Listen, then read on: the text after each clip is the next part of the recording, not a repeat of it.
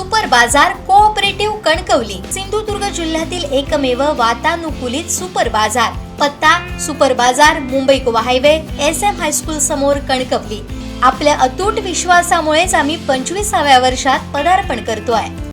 आंबा बागायतदार संघटनेत RSS आणि काँग्रेस असे आम्ही दोघे कट्टर विरोधी विचाराची माणसं आहोत. या संघटनेत कोणतेही राजकारण करायचं नाही असं आम्ही ठरवलेलं असताना सत्ताधारी मंडळी आंबा बागायतदारांचं आंदोलन चिरडण्याचं काम करतायत असा आरोप आंबा काजू उत्पादक संघटनेचे पदाधिकारी किरण टेंबुलकर यांनी देवगड येथील पत्रकार परिषदेत केलाय. परवाच जी काही सत्ताधाऱ्या मंडळी पत्रकार परिषद घेण्यात आली त्या पत्रकार परिषदेवर काय बोलायचं हे मोठं प्रश्नचिन्ह आहे.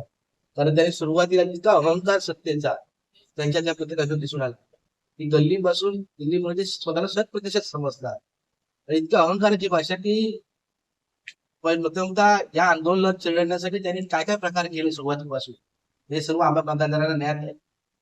हे आंदोलन होता कामा नये असे विशिष्ट कुठची त्यांनी बाजू सोडली नाही. शेतकऱ्यांमध्ये संभ्रम निर्माण करण्याचं काम केलं. असं असताना मला खरोखरच खंत वाटते की माजी आमदार अजित गोपटे साहेबांचे की तुम्ही इतके हतबल झालात का. कारण या मतदारसंघाचा इतिहास आहे आणि सुदैवाने मी एका पक्षाचा पदाधिकारी आहे गणेश असते पण काका ही RSS काँग्रेस आम्ही कट्टर वेगळ्या विचारांची माणसं आहोत. पण तरी सुद्धा या संघटनेत कोणतेही राजकारण होता कामा नये याची खबरदारी आम्ही प्रत्येकाने त्या वेळी घेतलेली आहे. असं असताना आम्ही कधीच काकांचा शब्द आल्यानंतर काका राजकारण होऊन देऊ नका आणि तो काकाचा शब्द आम्ही प्रत्येकी त्या ठिकाणी पाळलेला आहे. असं असताना कोणतरी यायचं आणि ते पिठाचा खळा टाकून घालायचं काम जे काही सत्ताधारी मंडळी करतायत याचं उत्तर नियती नक्कीच देईल.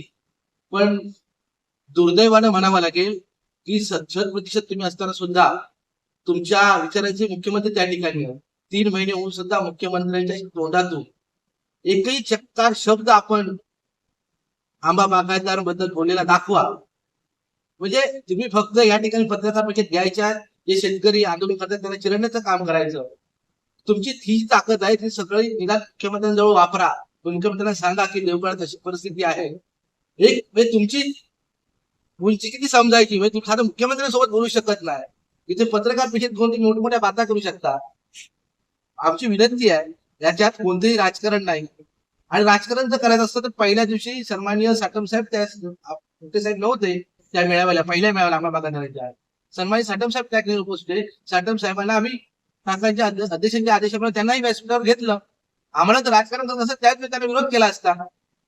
पण कुठेतरी आपलं होत असलेलं कमीपणा हे कुठेतरी दडवण्यासाठी कुठेतरी त्याला राजकीय वळण लावायचं उभा करू. आमची विनंती तुम्ही हे पाप करू नका. कुठेतरी शेतकऱ्यांचा आवाज आज शेतकरी आता कुठे तिथे जास्त धड शेतकऱ्यांना पोहोचायला लागले कारण आता सीझन संपत आले. औषधांचे औषधची देणी आहे कामगारांचे पगार आहेत. आज जे काही आम्ही आपापल्या शेतकऱ्यांची काही माहिती घेतोय अक्षरशः शेतकरी अडचणीत असताना सुद्धा तुम्ही त्याचं राजकारण करण्याचं पाप करताय. असं कुठेतरी तुम्हाला निर्णय उत्तर द्यावं लागेल आणि तुम्ही जाहीर करा जे काही सरकारने मला गोपटे साहेबांना सांगायचं किंवा तुम्ही सगळी पत्रकार परिषद मंडळी होती त्यांना सांगायचं आहे सरकारने एवढं शेतकऱ्याला फसवलंय की जी काही विम्याची रक्कम परवा त्यांनी अधिवेशनात जाहीर केली. गेल्या वर्षी आमच्या सर्कलला मला स्वतःला गेल्या वर्षी एकतरी 70,000 नुकसान भरपाई मिळाली गेल्या वर्षी आणि या वर्षी कदाचित निकष बघितले वातावरण बघितलं तर 100% विमा त्या ठिकाणी मिळायला पाहिजे होता आणि मिळेल अशी परिस्थिती आहे. पण सरकारने तेही बंद करून टाकून 42,000 रुपयावरती आणून ठेवलेलं आहे. म्हणजे यंदाही शेतकऱ्याचं नुकसान अशा गोष्टी समोर असणार तुम्ही त्या मुख्यमंत्री मंडळीशी बोला की निदान विमा तरी त्या शेतकऱ्याला 100% द्या. असं न करता तुम्ही त्याला राजकीय वळण लावताय. म्हणजे अक्षरशः तुमची तिथे मुख्यमंत्री आम्ही पहिल्या मागच्या पत्रात बोललो की मुख्यमंत्री माझ्या माहितीप्रमाणे मुख्यमंत्र्यांनी कोकण हे नकाशावरून काढून टाकलेला आहे आणि तोच आज पुन्हा त्याची पुनरावृत्ती परवा ज्या मुंबईत जो मोर्चा झाला मुंबई लढण्यासाठी की मुंबई निर्माण करण्यासाठी कोकणचं खूप मोठं योगदान आहे. कोकणच्या लोकांनी तिथे रक्त दिलाय. त्या रक्त सांडलेल्या भूमीत कोकण MH7 दिसला किंवा कोकणी माणूस दिसल्यानंतर जे काही धडपकड करत होते तो खरोखरच अक्षरशः वाईट वाटलं की आपण महाराष्ट्रात राहतोय की दुसऱ्या राज्यात गेलोय. कारण इतके वेळ प्रवास करतोय मुंबईत जाणार वेगळं आपली माणसं आपली मुंबई वाटते. पण परवाच्या आंदोलनात बघितल्यानंतर कुठेतरी आम्ही परदेशात गेलो होतो की काय अशी अवस्था त्या ठिकाणी होती. पण त्याबद्दल हे चकार शब्द बोलायला तयार नाहीये. मग तुम्ही गृहमंत्र्यांना एवढं तरी सांगितलं पाहिजे होतं की आपली लोक कोकणातली येत आहेत तिथे त्यांचा मान सन्मान ठेवून त्यांना काहीतरी लोकशाही मार्गाने आंदोलन करू द्या. एवढं जरी केलं असतं तरी शेतकरी तुमचे आभार मानले असते. पण त्याच्याने तुम्ही अपयशी ठरलात.